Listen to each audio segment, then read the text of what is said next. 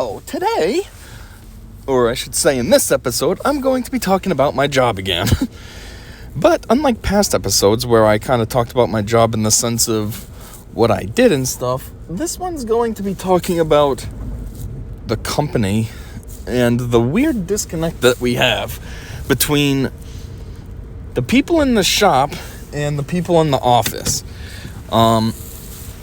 With a primary focus or direction towards, or however I want to phrase this, of the misconceptions that the shop has about the office.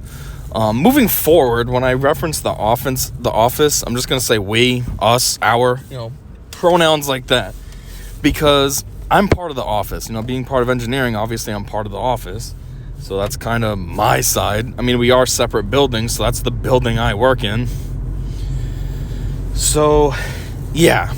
So basically what it is for some reason, the people in the shop seem to think that the office is all, plushy, cozy, easy, laid back. We don't do anything. And it's weird that they think that. Because if anything, it's quite the opposite. And we probably do way more work and have way more stress than they do in the shop, which I'll get into that later.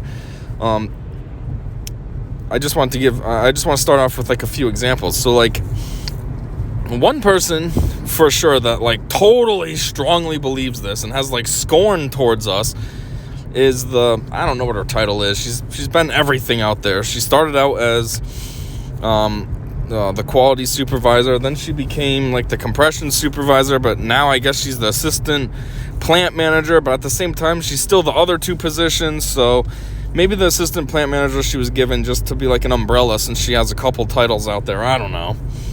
But anyhow, I know her. She definitely has disdain towards us. And sometimes it's kind of frustrating too, because technically in the organizational charts, my position is above her. No matter which position that you want to say she has, if she's the assistant plant manager, well, that means she would be under the plant manager. And on the organizational chart of my company, I'm on the same level as the plant manager. So she's below me with that title.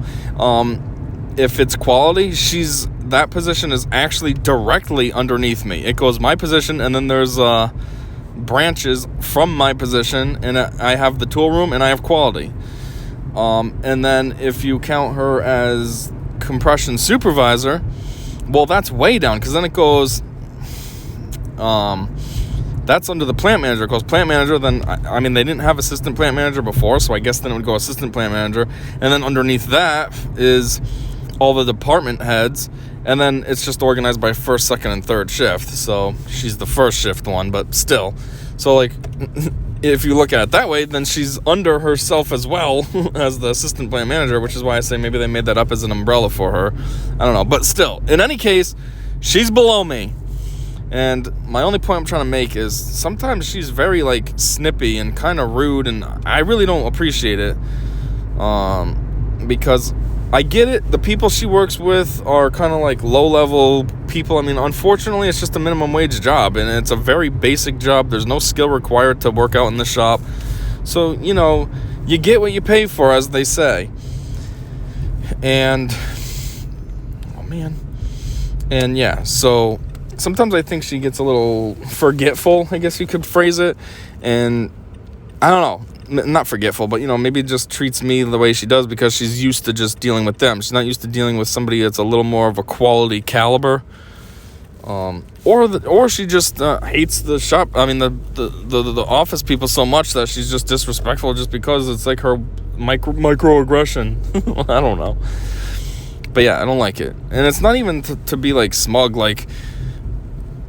I don't know what the word is I'm looking for, when it bothers me. It's just, technically, like I said, she's underneath me no matter what. Come on, be a little bit respectful. If anybody's going to talk down to me, I want it to be somebody above me, not somebody who's technically below me in any position that they have. 3 positions and you're always below me? Come on. Second is, again, I didn't go to college and get 3 college degrees just to be, like, disrespected like I'm just some grunt. I mean, I don't know what her qualifications are, but I know the past jobs she's had aren't jobs that you need an education for. So I would imagine that possibly she only has high school education. So again, I didn't go to college and put all this effort and I don't know, investment in myself to just kind of be, like, disrespected by somebody, you know, running the plant. Not to sound like it's nothing, but, you know, come on. And last, I just don't like it either because I'm not one of your grunts. I mean, you shouldn't be rude to your grunts anyways, but it's one thing if it's them. You know, it's kind of like your kids. If you're a teacher, you can't be rude to all those kids, but your kids, it's your kids, whatever. So if your kids were in your class and you're a little more aggressive towards them, it's your kids at the end of the day. So that's like that. You know, if it's your grunts, you shouldn't be disrespectful to them either, but they're your grunts, whatever. But I'm not your grunt. So I hate when she does that. But anyhow, as I was saying, she's always been very obvious that she really despises us and thinks that we just do nothing all day and have a nice, easy job. I don't know. Anyhow, though, a couple examples, though, are the other day, I was out in the shop I was trying to talk with the injection supervisor. At the moment, he was talking with HR, so we were just standing all together because I'm actually friends with HR, so whatever they were talking about, I'm work friends with the injection supervisor, and I'm real life friends with the HR person. So I figured whatever they're talking about, nothing's going to be private. I'll hear about it. I'll hear about it no matter what. Either he'll end up telling me what he was talking about with her later, or she'll tell me what they were talking about, or, you know, so it wasn't private anyways. I wasn't encroaching on anything, invading anything, you know. So anyway, we were just standing there, and so there was like a side, not a room, it's like a giant open area, but still, she came out of that area and basically into our area. Now, she wasn't trying to go past us, she was going deeper into the plant, I guess you could say. But as she walked by, you know, I saw on her face like this look of like I don't know, like ugh, like she rolled her eyes, and you could just tell that she was like, look, figures, they're just standing there talking to him, they got nothing else to do. But it's like, okay, that's what it looks like to you, but the reality is not that at all.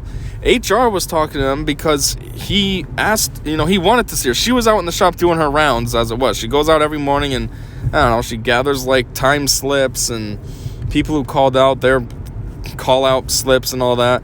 So she was out there doing that anyways. And then he caught her because he wanted to talk to her about his vacation. He's been there for almost a year, so he was asking about his vacation week and when he'd be eligible to have it, when he could take a week off. So they were talking work, you know, and then I was waiting to talk to him because he makes press setup sheets for me.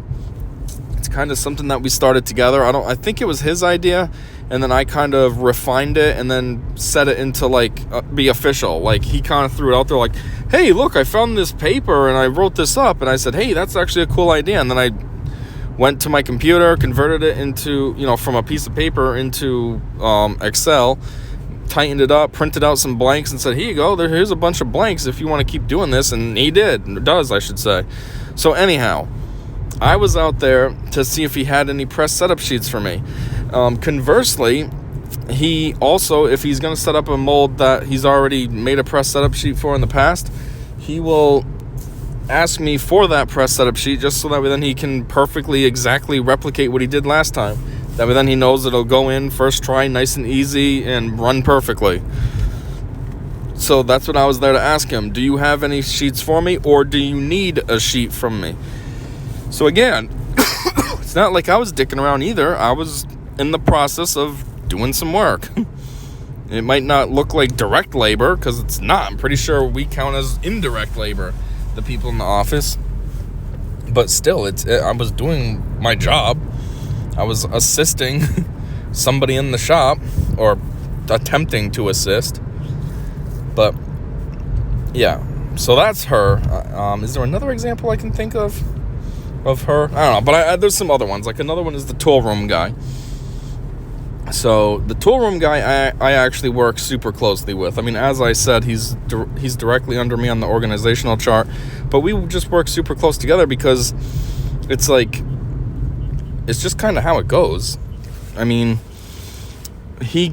I issue his work orders for what tooling needs to be built and stuff, and he will get with me if something needs to go out for plating or whatever. Well, most times I can get with the plating if it's compression, but sometimes on injection stuff he'll get with me if I got to get with a plater and stuff. So we do work very heavily and closely together. Additionally, not only do I issue his work orders and stuff, but then there's times where like he needs a certain file from me for him to do his job, a DXF file. It's a 2D that works in Mastercam, which is like CNC machine CNC machine programming software, and it reads DXF. So he'll ask me for DXF. So yeah, we work closely together. We interact almost every day. Even if it's not every day, it's at least once or twice in the week, every week, unless he's on vacation or I'm on vacation. So, but anyways, in addition to that, though, he's actually a pretty cool, laid-back guy. I mean, I see him all the time. We joke around. I mean, he's about double my age, almost double my age. So, obviously, it's not like we're boys, per se, but, you know, he's pretty cool. Like, at least at work, he's easy enough to talk to, and a lot of times he's frustrated with things and he vents, and I just listen. I don't run my mouth to anybody else, so I think he probably feels safe in venting to me, that I'm not gonna, I don't know, go cry about it. I just listen, and half the time I agree with him anyways with what he's saying. Like, I know one thing that he's always frustrated with is that he only, you know, he's been there for, 35 years or something like that, and he says it's nonsense that he only gets 3 vacations a year. And I'm like, I agree. You know, the company my dad works for, he gets, 6 weeks vacation, plus he gets 1 week of personal/sick time. So it's essentially 7 weeks of vacation a year. That's almost 2 months. And, in all fairness, too, my dad ended up getting that after 30 years. So, you know, the tool room guy being with the company for 35 years and only getting half that amount, actually less than half that amount of vacations, I understand where he's coming from. That is frustrating. He also is frustrated because things have recently changed. So before, in order to get your full 3 weeks, it was like you had to work there for, 15 years or something, and then you finally got your 3 weeks. Like, you got like 1 vacation after 5 years, 2 after 10, and then the 3rd after 15, and then that's it, you maxed out or something like that. And he's like, now it's changed and it's so much easier for these guys. You get 1 vacation after year 1, and then, you know, I think it's like by year 10 you have all 3 of your vacations. So he's like, I put in the time to build up these vacations, and these guys get it in no time now. Now, granted, they're maxing out sooner. They're maxing out at 10 years, so maybe it feels less rewarding. But still, from his perspective, he's like, it's way quicker for them. I put in the time to earn these stupid 3, and that's all I get. And now they get the speedrun version. He's like, and I still get nothing. I still only get 3. So, you know, I understand where he's coming from. And that's one of his biggest gripes. He does have other gripes too, but, you know. Anyways, though. So, yeah, one thing, though, that he said was, so we had a meeting at 9 o'clock one day, at 9 o'clock in the morning. Well, that's when the shop has one of their breaks. So they get a half-hour lunch and 2, I think it's 10-minute breaks. One's at 9, and the other one is at, I think it's at 2. And so this meeting was at 9, and it was a meeting that, what was it with? It wasn't even like a meeting that I was calling. It was like a vendor came. Yeah, I think a vendor came down. That's what it was. And they scheduled it, and so it kind of was like, it is what it is. You know what I mean? I didn't really have a hand in how it played out. So I told him that they were there to see us and such, and he was like, oh, right, it figures, right at break time. And I was like, hey, at least you get 2 breaks plus lunch. I was like, we only get our lunch break. And he's like, what are you talking about? Your whole entire day is a break. And I was like, no, it's not. We work nonstop all day. Like, we do. Sometimes, like, I don't know if I want to get into it now or later. Maybe I'll get into it later. But yeah, we work all day. Like, nobody takes a 10-minute break. We only take our lunch breaks. And our lunch breaks are the same length as the shop. Half an hour. Actually, I don't even know about that. I feel like the shop might actually get a longer break than us, because I'm pretty sure the lunch bell goes off at 11:50, and then they have to be back at 12:30, which means they get a 40-minute lunch, and we only get half hour, 12 to 12:30.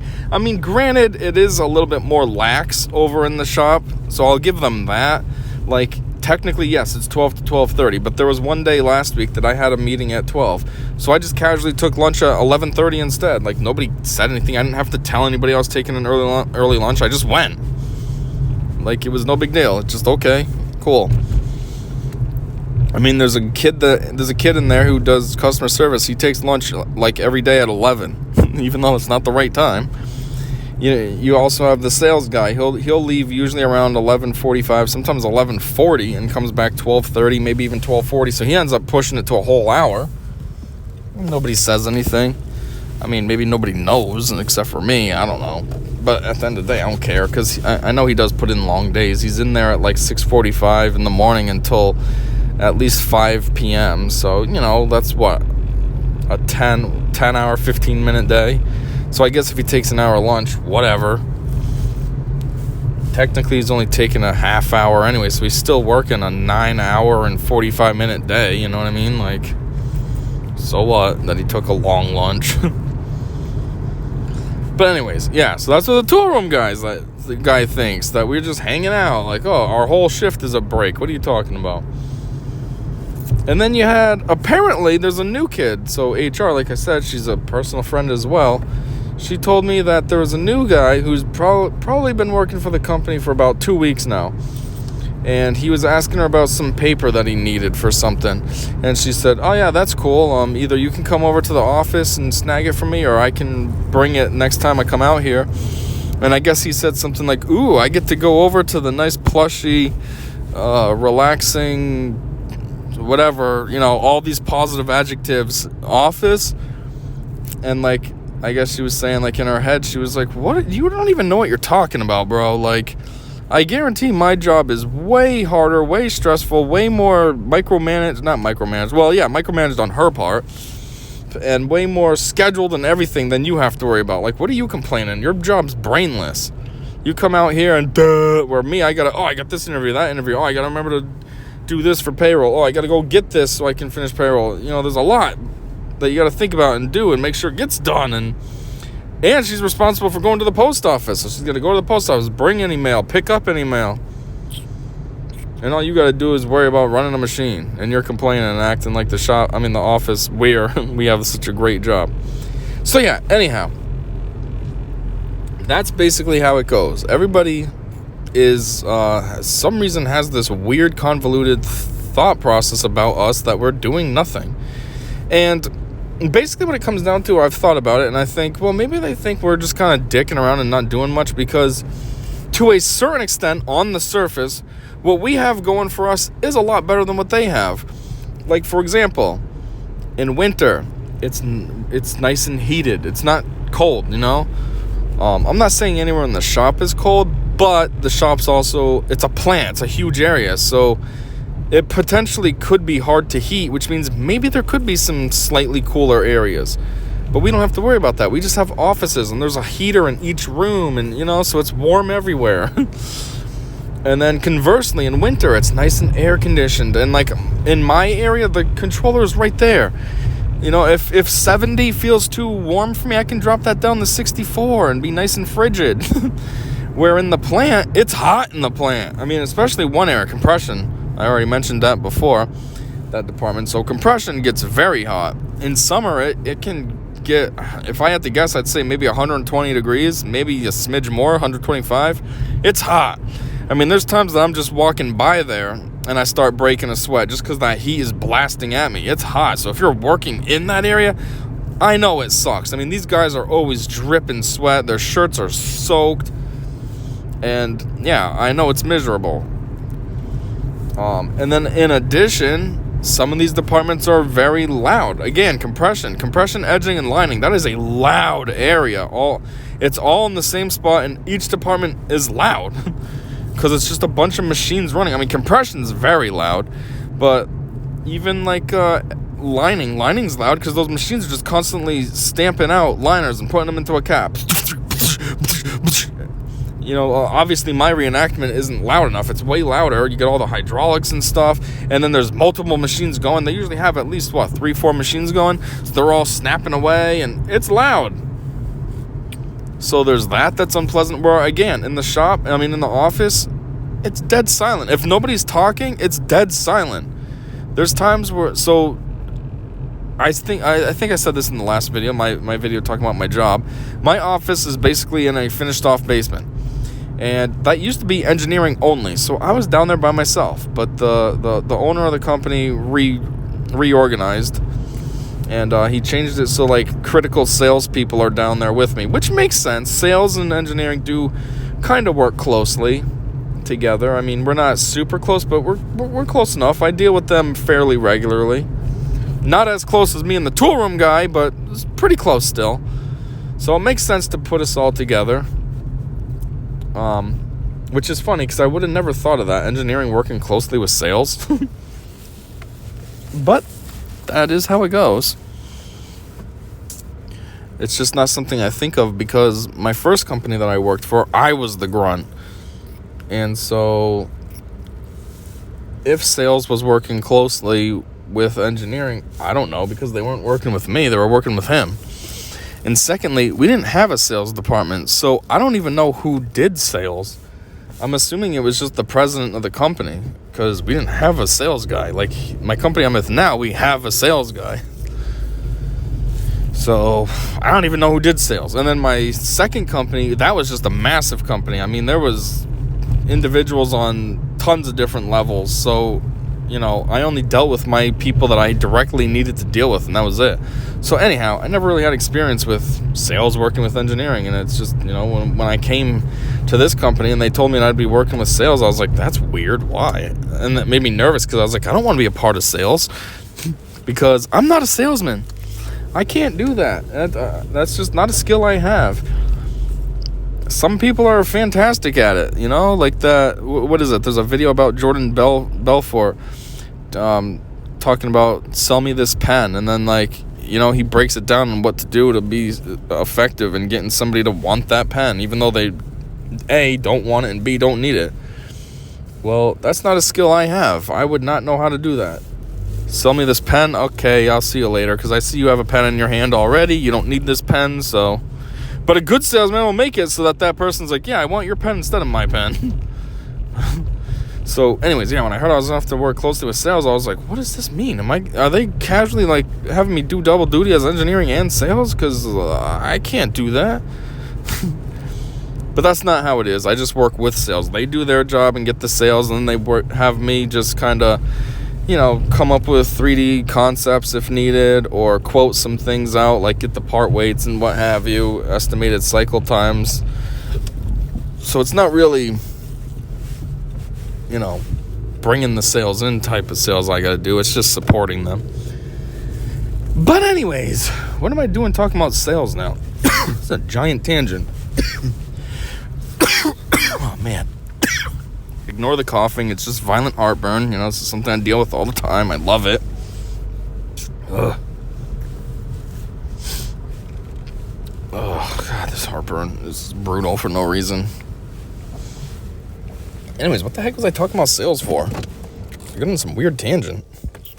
I got distracted because, I usually make these while driving, like I say, and I was at the light, and there was this truck next to me. He turned left, I went straight, but we ended up at the same four-way later, and we met there at the same exact time. So it was kind of weird. Okay, you just took a different way to get to the same place. That's weird. So I was distracted. So now I'm talking about sales and don't know why. What am I trying to say? So I'll just start over, I guess.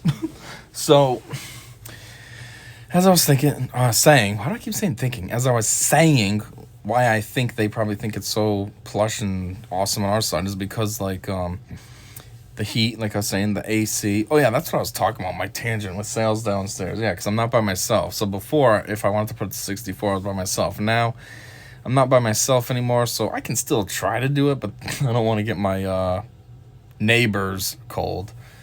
But, yeah, so there's that. The other thing is, like I was saying, the shop can be loud. Well, it's not loud for us. We don't have to worry about earplugs or whatever.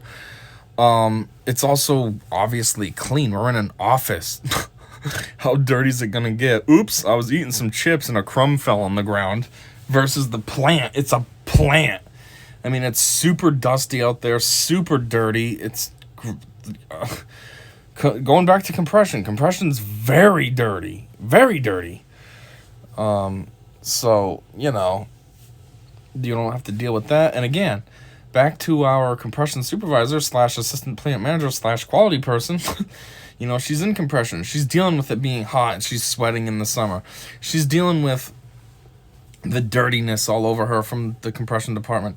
She's dealing with the loudness and either A, needing earplugs, or B, feeling deaf after work. So yeah, from her perspective, we seem like we're just schlubs and we're just living it up. But anyway, the other thing is, sometimes the office, we're able to leave early, like, not all the time. It's not like a random Wednesday. The president's like, hey, you know what? I want to take off early today, so you guys can too. It's more like around holidays. Like when I first started, I started in 2019. So that Christmas, the week of Christmas / the week that would lead up to New Year's, we actually had a lot of short days. We had some days that we left at 2. There was one day, it might have been Christmas Eve, that we left at, I think we left at 11 in the morning, which was cool, but at the same time I thought, this is kind of pointless. Like, we get in at 7:30, 8:30, 9:30, 10:30, 11. It's 3.5 hours. It was like, what was the point? We should have just called the day off. Ugh. But still, so we get that. But the people in the plant don't get that. You can't leave early. We got quotas to meet and all this, so like they have to stay. I think another thing that they think that the office life is so plushy and stuff is because a lot of the office people have laptops. I don't, so my work has to be in the office. But a lot of the people do have laptops, and so they could possibly work from home sometimes. People don't really try to pull that. It's mostly like if they're sick or it's crappy weather and they have their laptop, then they stay home, but they're still working. Well, obviously, if you work in the plant, that's not an option. The presses are in the plant. You can't take a press home with you. So again, they think it's, like recently we've had a lot of crappy weather. So people that didn't come in but worked at home, they're seen as, you get to stay home and be safe. I had to come out in this. The other thing is, especially from her perspective, I know that she works a lot of hours. Now, I feel like to some extent that's her fault. Who I'm talking about right now is, the compression supervisor, quality supervisor, or assistant plant manager, that person. But I feel like the hours she puts in, though, that's kind of her fault. Like, I don't think she necessarily needs to put in all those hours. She just does. Like, I know she'll come in at like 4:30 in the morning and she works until like 5 p.m. It's like, okay, well, that's not really in your job description. That's just you going above and beyond for no reason. And then, so anyways, and then you top it all off, like, she's salary. So I don't know, obviously, I don't know what she makes, but I'm sure, she puts in all this time and effort, and then she feels like she's being cheated since she's only on salary. But at the same time, you can't really compare that to the office people because we're mostly all hourly as well. I mean, salary. I think there's only 3 people that are hourly in the office. So, you can't really compare to that. But I don't know. I also know the tool room guy, though. That's another thing. He talks about how he works a lot of extra hours. He'll come in on Saturdays a lot of times to try to catch up or whatever. And it always makes him mad because he's like, it's free. I'm basically working for free. Or you could say I'm just reducing my hourly wage because he's salary as well. So, obviously his salary's for 40 hours. So if he's coming in on Saturday and putting in another 6 hours, well, now he just worked 46 hours for the price of 40. So that makes him frustrated too, because then he's like, I don't ever see any office people in here on a Saturday. once in a while I'll go in. It's been a while since I've gone in. I am planning on it though.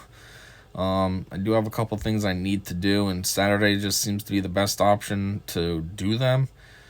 But for the most part, yeah, I don't have to go in on the weekends, and nobody else has to either. So, that's another thing that they kind of think that we're all more plushy and stuff because, we actually can take the weekend off. But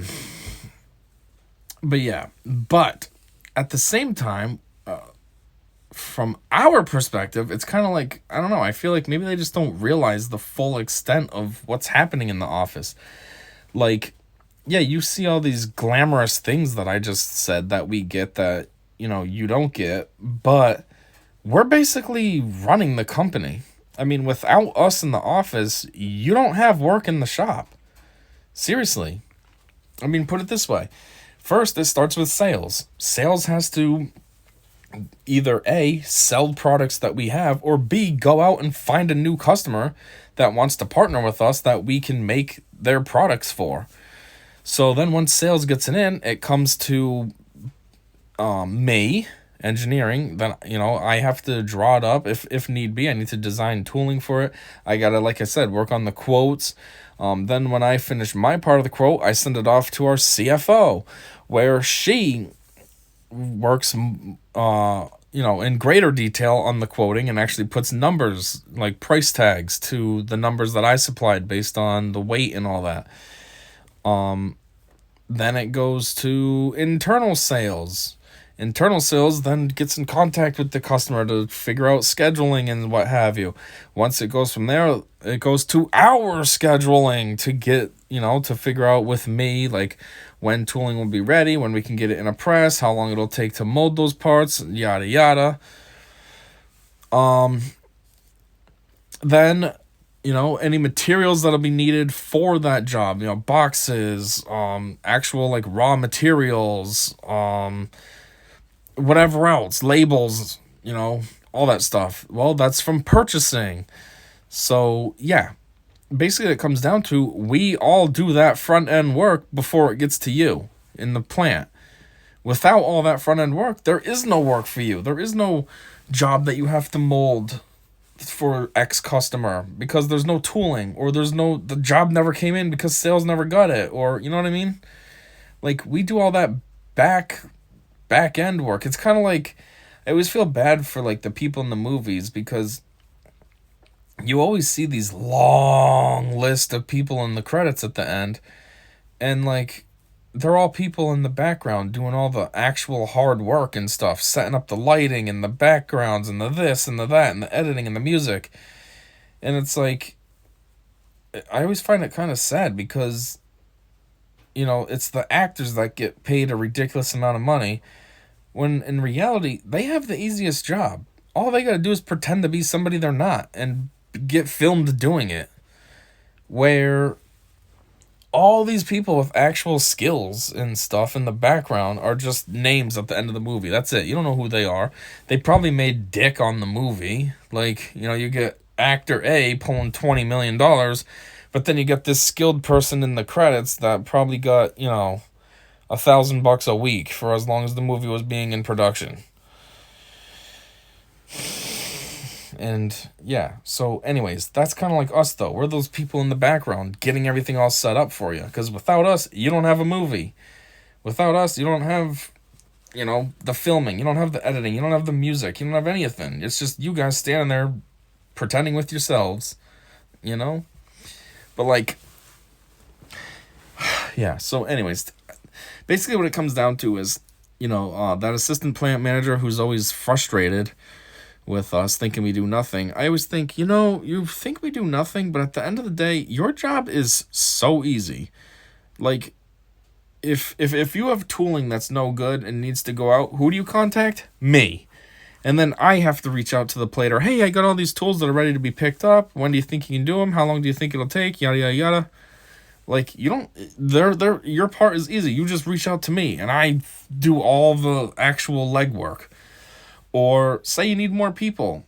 You reach out to HR. Hey, I'm trying to build up a second shift. Do you think you could work on getting me some more people? You don't have to actually go out and recruit these people and interview them and hire them and onboard them. You just say the word to HR and HR does it.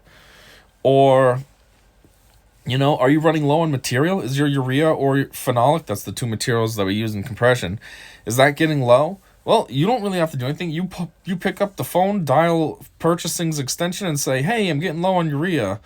You think you could get me a few? I don't know how much we order it by. I think it's what? It's not tons. It's like 10,000-pound barrels or something. I guess that actually would be tons then, right? I don't know. It's not 10,000-pound barrels. It's drums. What is it? 50, 100-pound drums or something? I don't know. Whatever it is, that comes in these barrels. So, you just call her up. Hey, I need some more urea. You think you get me 10 barrels or something? I don't know. But, yeah. So, see, that's simple.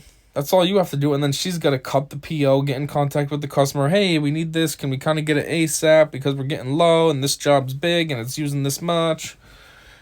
But as far as her, she did nothing really. She called somebody that she works with, and then they got to handle it. Or who else is in the office? Sales, nobody in the shop really deals with sales. Engineering, HR. Oh, yeah, the CFO, the money. You want to get paid, especially you, because your salary comes from the CFO. So you want to say we do nothing? Well, get rid of her, and then you don't get paid. So now you do all this work for free. So, yeah.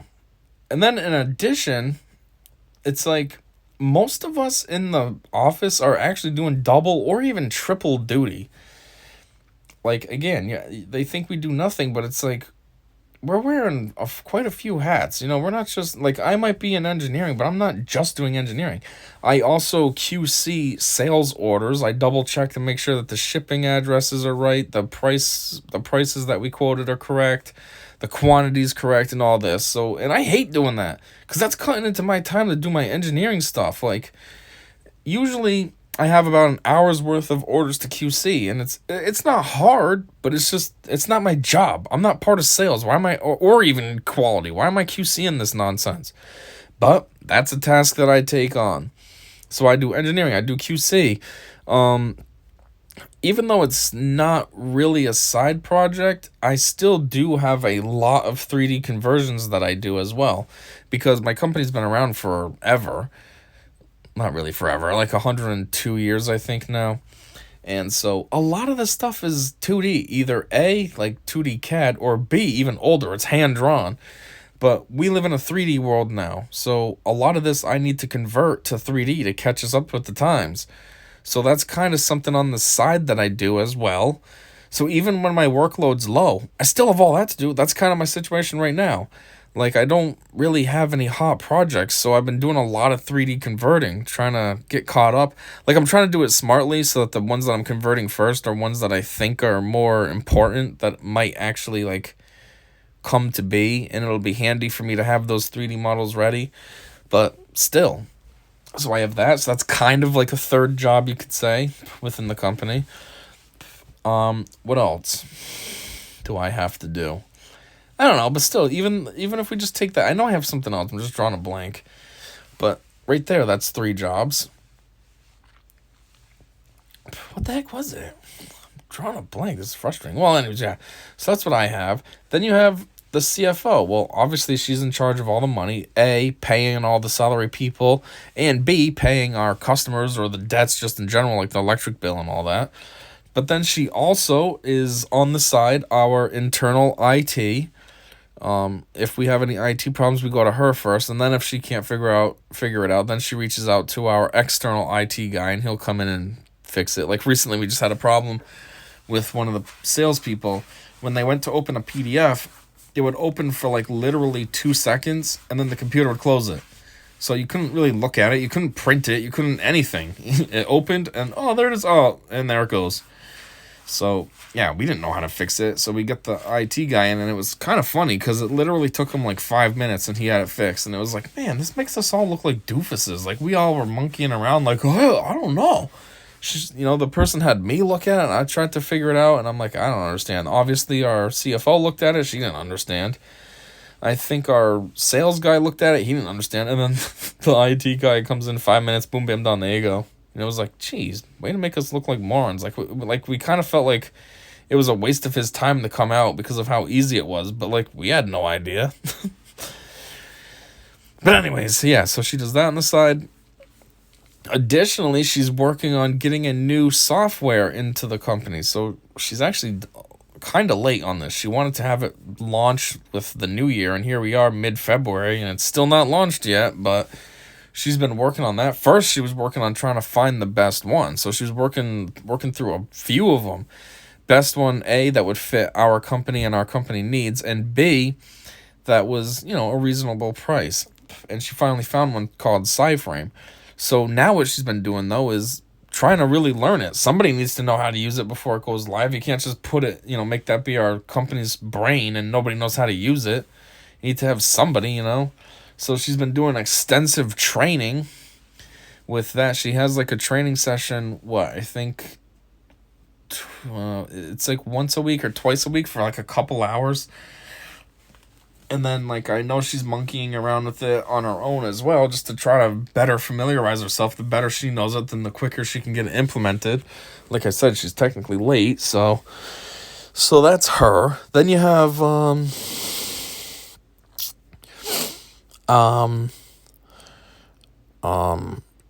what is it? Purchasing. I'm trying to think. Purchasing? I don't really know what to say about her. She dicks around a lot. Yeah, she's supposed to be purchasing, but then she tries to dabble in other stuff. Like, she's been dicking around with this SciFrame stuff as well. And then I'll also see her over in shipping, and she's also over in... I don't even know what the position's called. It works with HR. I don't really know what it is, though. Production assistant, I guess. So, I don't know. She's dabbling with all of them as well, but still, I don't know if those are things that she really should be doing or if she's just kind of dicking around. But if they are kind of like on her plate, well, then she's got like 4 things she's doing. Then you have the sales team. So there's 3 of them plus the sales guy, the VP of sales. So the VP of sales, he's doing about 62 million things. He does his sales stuff. He's always out in the plant helping somehow. He helps out in metallizing a lot.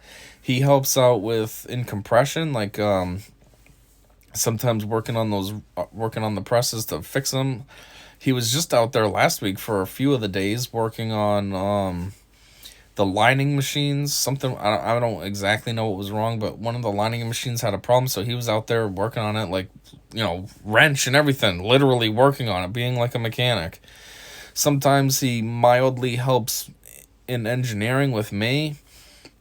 Nothing crazy. He'll just kind of bounce ideas around. Like, we'll brainstorm together. He'll bounce ideas around with me, and I'll come up with like a super quick concept on a paper, and then we'll kind of go over it. Is this what you were talking about? And then like this, and then we'll kind of fine tune it.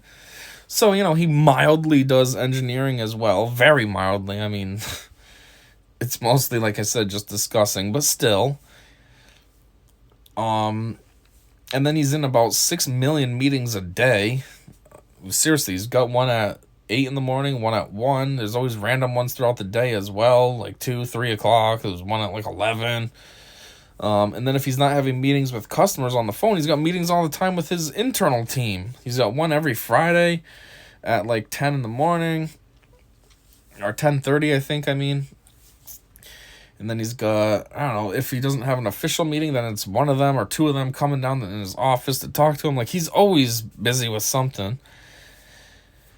And so, yeah, like, it's not like he's sitting around doing nothing. And then, who else?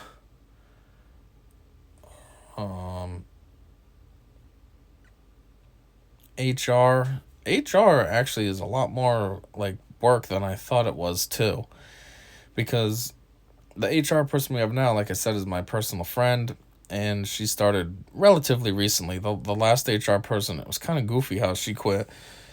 It was, she went on vacation and then came back and was like, here's my notice. I think I want to move to Maine. It was weird. But yeah, I never understood what the job really entailed. I always thought it was pretty basic and easy, but apparently not. HR's in charge of the hourly people's pay. Obviously, you're in charge of hiring and firing. You're in charge of Making ads. You're in charge of, what else does she do? Getting the mail, sending out the mail, contacting customers if bills are due that they haven't paid yet. You gotta walk around in the plant and see everybody, see if anybody has any problems that they need to discuss with you. So, she's pretty busy usually. She usually has like one day a week that she's kind of dicking around. I forget which one it is offhand. I think it's Mondays. I don't know what it is with Mondays, why she has so much dick around time, but every other day she's, pretty busy. Anyways, yeah, so, and then you get the sales team. I don't want to keep going over everybody and all the extra duties we do, but still, the sales team. So there's, like I said, there's 3 of them. Each one of them has their own position, and I know they're always busy. You have one of them that works exclusively with our biggest customer all day, every day. That's just their job. Super busy too. And Thursdays and Fridays, from what I understand, it's even worse. It's like tenfold busyness with what she's got to get done. Then you have another one. She's front desk. She processes orders, but then they also have her go out in the shop and QC stuff. So that's kind of 3 jobs there. Main secretary / processing orders / out in the shop QCing. And then you have inside sales. I don't entirely know exactly what she's doing, but I mean, she's one of the people downstairs in my area. And I mean, she's going all day. Just always something to type, something to respond to, something to go print out, something to this, something to that. Like I said, I don't really fully understand what her job entails, but she's busy all day regardless. So, so it's not like we're just sitting around doing nothing, having a nice, cozy, plush, comfy life. Yeah, and the thing is also that I find ironic is because, yes, maybe the shop is hot, maybe it is loud, maybe it is dirty, maybe it is this and that and the other thing. You can't leave early when maybe we get a chance to. But at the same time, the plant is super easy. Just about every position out there is brainless. You come in and, let's see, if you're in compression, the machines run by themselves and then they dump out the parts in a barrel. All you gotta do is dump the barrel out onto your sifter, kind of shake them off to get the excess flash out of the mix, and then put it into another barrel. And once that barrel's full, you carry it on, and then the next department handles it.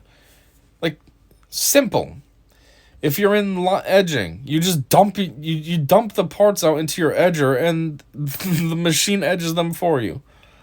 Really, all you gotta do is sit there and just make sure there's no problems. The caps are going the right way, and you gotta just watch the barrel. Oh, my barrel's getting empty. I guess I gotta put another one up. Otherwise, super easy. Let's see, lining, roughly the same thing as edging. It's a little more involved than edging, because you gotta watch your liner stock, your glue. You gotta make sure that your caps are going the right way.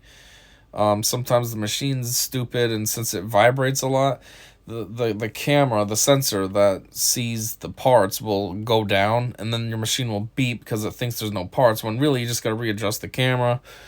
So, it's a little more involved, but still, at the end of the day, pretty easy. It's involved in the sense of compared to edging, but in general, it's not that involved of a job. It's pretty simple.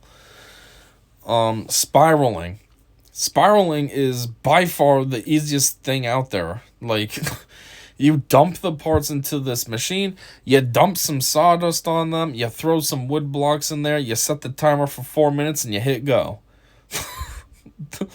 And that's the small spiraler. If you get the big spiraler, it's even easier. You just put your bucket in the harness, you push the button so it raises it up, and the tumblers are just always on. So once the parts dump in there, they just tumble and they just automatically come out. There's nothing you have to do. They automatically come out. They just kind of filter out through the other side. They go into an empty bucket that's sitting there. Once that bucket's full, or all the parts you can tell are out of the spiraler, then you move that bucket on to the next station. You're done. Point is well, actually, and then there's also the finishing department. That's even more super easy. You sit there and you just take the parts and put them into a box, nice and neat. The point is, though, is all these positions are dead simple. Dead simple.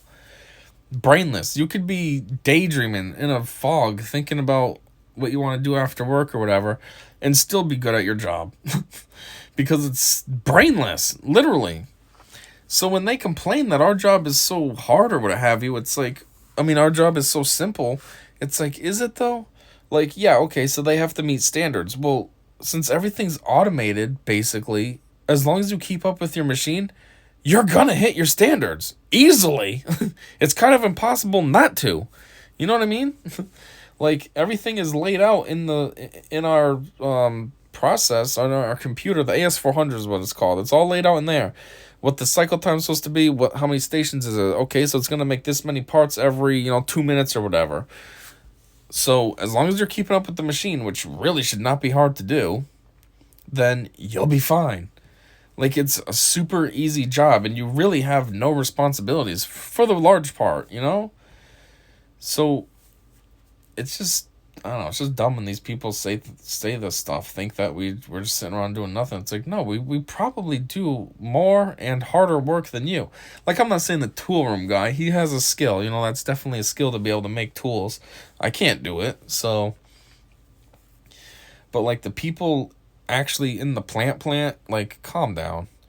Even the QC one slash assistant plant manager slash compression, like I said, like I feel like a lot of her problems she just brings on herself. At the end of the day, your job really isn't that challenging. You have people, just delegate. I mean, come on, you're assistant plant manager, delegate. Then you have nothing to do. You can just sit back, do paperwork, nice and easy. Then you're in the same boat as us, nice, easy, plushy life.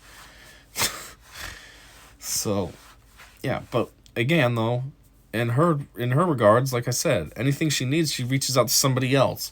She doesn't have to deal with it. Oh, my tools need to be reworked. Calls up me. Okay, now I gotta handle it. Oh, I need more material. Calls up purchasing. Oh, my check was wrong. Calls up the CFO. You know what I mean? Like, you don't actually have anything to worry about, but then you act like we don't do anything. So, yeah, I don't understand why they have this, though. Nobody understands. It's kind of like a well-known thing in the office that everybody in the plant thinks that we don't do anything, and it's just weird that they think that. Like, you'd think there would at least be, like, an exception, too. Like, they'd think, well, this department, at least we know is working. No, they think the whole office, as an entire entity, is just doing nothing. Like, I'm pretty sure they think we have, like, parties every Friday, too.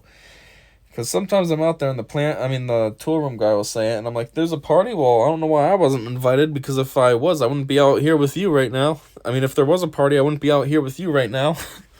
Like, I'd kind of try to break down his logic right on the spot. Like, come on, bro, seriously, you think there's parties? Why am I out here hanging out with you, then, if there's a party in the office? Like, obviously there's not. I don't know where you got that from.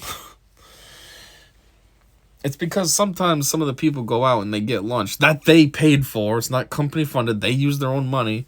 But a few of them will go in on it. It's usually like 4 or 5 of them. So yeah, they come back with like a big bag of food. And then if somebody from the plant sees that, they think, oh, they're having a party. When in reality, no, it's just 5 people's lunches all lumped together in one bag. It's not a party. It's just lunch that they paid for. You know what I mean? Like... But yeah, so I guess that's really it without repeating myself. It's just something I wanted to talk about. Obviously, you can't really talk about it with anybody in the plant because, they're not going to listen to you. And we can't really talk about it with anybody in the office because, well, we already all know. So I did want to kind of talk about it just to get my thoughts out. And so I figured I'd just do it here. So, yeah, that's all. I guess thanks for listening, and until whatever comes next, I said see ya.